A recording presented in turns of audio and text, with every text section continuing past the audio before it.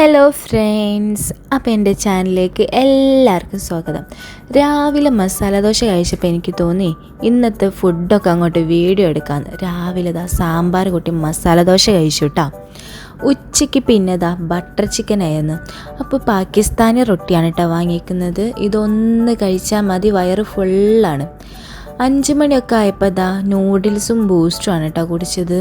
രാത്രി പിന്നെ കുറച്ച് ഹെവി തന്നെ ആക്കിട്ടോ ഫുഡ്.